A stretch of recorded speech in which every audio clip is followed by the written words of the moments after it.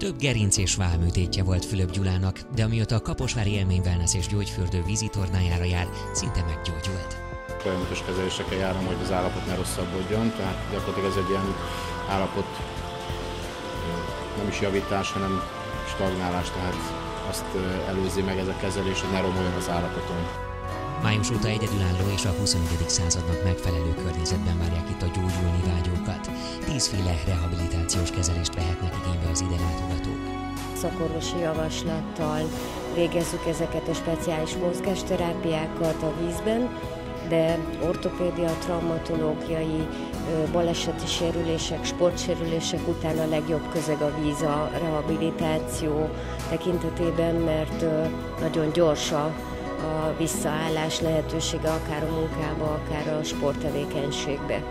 Az elektroterápia mellett a szénsavas vízsugaras súlyfürdőt is kipróbálhatják a betegek. A gyógyvizes medencében pedig ellazulhatnak a látogatók. A gyógymasszázs segítségével fellazítják a testrész feszes, kötött izomzatát.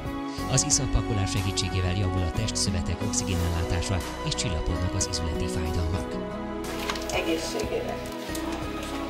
Ha ön is szeretne pihenni és gyógyulni, nem kell más tennie, mint ellátogatni a háziorvosához vagy a szakorvosához, és beutalót kérni a Kaposvári Élmény Wellness és Gyógyfürdő gyógyászati részlegébe.